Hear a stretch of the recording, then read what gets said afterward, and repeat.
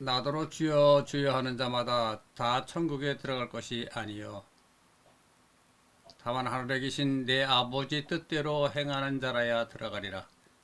그날에 많은 사람이 나더러 이르되 주여 주여 우리가 주의 이름을 선지자 노릇하며 주의 이름으로 귀신을 쫓아내며 주의 이름으로 많은 권능을 행하지 아니하였나이까 하리니 그때 내가 그들에게 밝히 말하되 내가 너희를 도무지 알지 못하니 불법을 행하는 자들아 내게서 떠나가라 하리라. 그러므로 누구든지 나의 이 말을 듣고 행하는 자는 그 집을 반석 위에 지은 지혜로운 사람 같으리니 비가 내리고 창수가 나고 바람이 불어 그 집이 부딪히되 무너지지 아니하나니 이는 추수를 반석 위에 놓은 까닭이요 나의 이 말을 듣고 행하지 아니하는 자는 그 집을 모래 위에 지은 어리석은 사람 같으리니 비가 내리고 창수가 나고 바람이 불어 그 집이 부딪힘에 무너져 그 무너짐이 심하니라. 예수께서 이 말씀을 마치심에 무리들이 그의 가르치심에 놀라니 이는 그 가르치시는 것이 권위 있는 자와 같고 그들의 서기관들과 같이 아니함이라. 오늘 이 말씀을 가지고 서로 모르는 사이다. 서로 모르는 사이다. 제목으로 말씀을 나누려고 생각을 합니다. 오늘 본문에서 보면은 예수를 잘 믿는다고 하는 사람들이 말세에 예수 앞에 나와서 당신의 이름으로 큰 기적을 행했고 여러 가지 능력을 행했다 자랑할 것입니다. 그러므로 칭찬을 받을 수 있다고 자신했던 것이 모양이죠. 그때 예수께서 수고했다 칭찬을 해주었으면 모르려니와 분명히 말하기를 내가 너희를 도무지 모른다 했습니다. 참으로 딱한 일입니다. 잘 믿는다고 자신했었는데 또 혼자 자신할 뿐 아니라 믿음으로써 능력 있는 일을 행했다. 그것이죠. 그래서 예수 앞에 서면 칭찬받는 줄로만 알았습니다. 따라서 대담하게 당신의 이름으로 기적과 능력 있는 일을 행했다고 자신있게 말하는 것입니다. 예수께서 즉석에서 나 너희들을 도무지 모른다 말했을 뿐만 아니라 이 악한 자들아 하면서 책망을 했습니다. 이건 무엇을 말하는가? 서로 피차간에 몰랐다는 것입니다. 예수를 믿는다고 한 사람들이 예수를 몰랐고 예수께서도 그들을 몰랐습니다. 다시 말하면 그들은 예수를 모르면서 안다고 한 것입니다. 예수를 믿는다 하는 것이 내 생명을 거는 결사적인 일이죠. 그런데 어떻게 예수가 모르게 예수를 믿었는가? 있을 수 없는 일입니다. 예수를 믿는다고 하면서 예수를 몰랐다 하는 것이 무슨 소리일까? 예수를 몰랐기에 내가 당신의 이름으로 기적도 행하고 능력도 행하지 않았습니까? 예수 앞에 이야기를 할 수가 있었습니다. 또 믿는다고 하면서 예수가 모르는 게 어떻게 믿는가? 있을 수 없는 일 같지만은 이것이 현실적으로 일어나고 있는 일입니다. 이것이 큰 일이죠. 예수를 믿을 바에는 알고 믿어야 됩니다. 여기서 믿음이란 자체, 신앙이란 자체가 문제가 있습니다.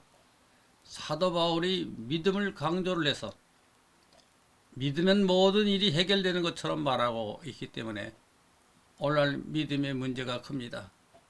믿음이라는 것은 초기 출발점에서는 의미가 있고 그것이 뜻이 있는 일이지만은 믿음이 믿음으로 끝나면은 안 됩니다. 믿음으로 구원 얻는 것이 아니라 분명히 말해둡니다. 믿음으로서 구원 얻도록 달라져야 합니다. 믿음이라는 말도 잘못된 거예요. 이런 믿음이란 각자가 자기 마음대로 갖는 심리적인 작용이죠. 그런 거로 심리적 작용을 믿으면 안 됩니다. 예수께서 우리에게 말씀해준 믿음이라는 말은 오늘날 우리가 쓰고 있는 믿음이라는 말과 근본적으로 다른 말이죠. 이것은 히브리 말로 아몬이라고 그러는데 요즘 교회에서 기도할 적에 쓰고 있는 아멘과 그 어원이 같습니다. 이 말이 확실하다, 사실이다 그런 뜻이죠. 예수께서 하신 말씀이 신약 성경에 히라보로 기록되어 있는데 이 히라보 자체도 어떤 때는 믿을 수가 없습니다. 왜냐하면 예수께서 그때 당시 말하는 것은 히라보가 아니었습니다. 아람어인 히브리어로 말했습니다. 예수께서 이 말을 했을 적에 실제로는 어떻게 말했는가? 그것은 우리가 예수를 아는 첫 단계는 예수께서 하신 몇 마디 말씀을 잘 알아야 하기 때문이죠. 다른 방법으로 예수를 알 도리가 없습니다. 내 살과 내 피를 먹는다는 말은 예수 자신이 너의 양식이다 그 말입니다. 또 양식이란 말은 무슨 뜻인가? 우리들이 예수를 소화해야 된다는 말이죠. 말로만 떠들고 예수를 소화하지 못한다면 그는 그리스도인이라고 볼 수가 없어요. 또 예수를 소화하란 말은 그의 말씀을 이해하고 깨달으라는 소리인데 저절로 이해가 되겠습니까? 가만히 앉아서 믿기만 하면 저절로 천국에 가는 줄 알고 있습니다. 천국은 하나님과 예수님과 동류의 인간들이 갈 수 있는 곳이죠. 따라서 내가 천국에 간다고 한다면 천국에 갈 수 있는 인간으로 인정으로 달라져야 됩니다. 아무리 큰 일을 한다고 해도 하나님께서 볼 적에 천국인으로 인정되지 않으면 소용이 없습니다. 예를 들면 사도 바울이 그렇습니다. 사도 바울은 일평생 생명을 바쳐 전도를 하고 많은 교회를 일으켰는데도 불구하고 예수께서 저에게 지혜를 주지 않는 까닭은 무엇일까? 놀라지 않을 수가 없습니다. 그는 처음부터 끝까지 예수의 말을 한마디도 인용하지를 않았습니다. 다른 말은 인용했으면서도 예수의 말씀은 이 성경 13권 가운데 한마디도 인용하지 않았습니다. 저는 이 일이 기적이라면 기적으로 보고 있습니다. 그리고 또한 이상한 일입니다. 왜 예수께서 그에게 예수를 알 수 있는 지혜를 주지 않았는가? 그 까닭은 그는 본래 소질이 바리새 교인입니다. 즉 여호와에 사로잡혀 있는 인간으로 끝까지 예수를 몰랐습니다. 이제 우리는 이 흙 속에서 난 인간으로 태어났지만은 예수를 만나 예수를 소화함으로 천국에 갈 수 있는 인간으로 진화해야 됩니다. 변종되어야 합니다. 어제와 오늘이 같고 10년 전이나 지금이 같다고 하면 이 인간은 소망이 없는 줄 알아야 합니다. 누구의 말을 듣는 것보다 자기 자신을 반성해 보아야 합니다. 내가 10년 전과 지금을 비교해 보아 무엇이 달라졌는가? 작년과 금년이 무엇이 달라졌는가? 그저 교회 다니는 것으로 영생을 얻고 천국에 갈 수 있다고 어리석음에서 벗어나야 합니다. 오늘 예수 앞에 선 사람들은 마지막 상황입니다. 예수 앞에 나와 내가 그동안 이만큼 업적을 남겼습니다.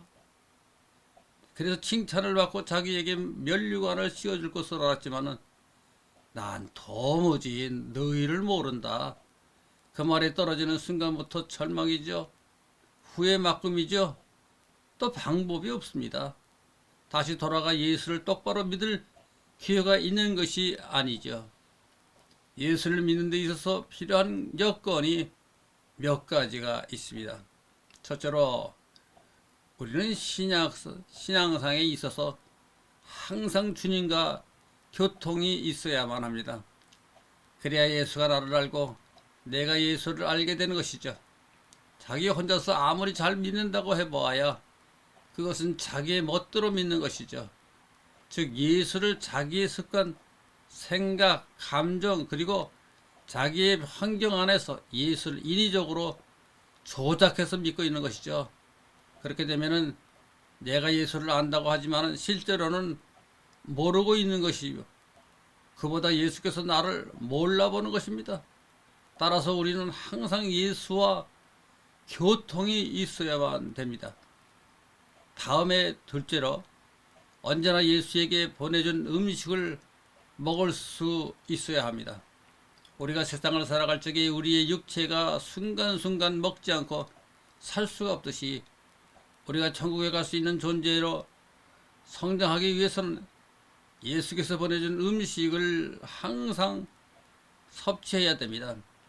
예수께서 보내준 음식을 섭취하는 사람이라고 하면은 그 음식을 보내준 예수께서 그를 몰라볼 수 없으며 또한 내가 그 음식을 섭취하고 있으므로 예수를 몰라볼 수가 없는 것입니다. 우리가 향차 자라서 천국 인원이 되려고 하면은 예수께서 보내준 음식을 적으나 크거나 섭취하는 생활을 해야 됩니다. 그것이 매일의 생활 속에서 이루어져야 하죠. 어떤 환경 속에서도 가능해야 합니다. 또는 그 양식을 먹고 소화해야 합니다. 소화를 하지 못한다고 하면은 차라리 먹지 않는 것보다 못하죠. 즉 매일매일 예수를 소화할 수 있는 생활이 필요합니다. 세 번째로 예수와 거처를 같이 해야 합니다. 이 세상에서도 부부관계에서 거처를 같이 해야 서로를 잘 알 수 있고 부모 관계에서도 거처를 함께해야 서로를 이해하게 되며 살아갈 수 있듯이 예수와 나는 항상 거처를 같이 해야만 합니다. 그렇게 되어야 서로의 장단점을 알 수 있고 또 예수께 바로 배울 수가 있습니다. 예수를 통해서 내 결점을 깨닫고 고칠 수 있을 것입니다. 따라서 예수를 믿는 사람이라면 예수가 계실 만한 내 생활이 되어야 합니다. 그것이 내 생활 환경이 바로 예수가 이 땅에 걸었던 그 길이 걸어야 됩니다. 네 번째로 내 활동입니다. 일이라는 것이죠. 우리가 생명체인 까닭에 활동을 해야 하는 것처럼 우리가 다시 난 인간으로서 역시 활동이 필요합니다. 일은 하지 않은 사람은 죽은 사람이라 마찬가지죠. 역시 우리 신앙인으로 필요한 것이 일이죠. 단 그 일이 무엇인가? 예수께서 가르쳐준 원리가 있습니다. 그 원리 속에서 그 원리를 수행하는 일을 해야겠죠. 그 외에 이 세상 잡신의 일을 한다거나 다른 귀신의 일을 한다고 하면 예수를 알 수가 없습니다.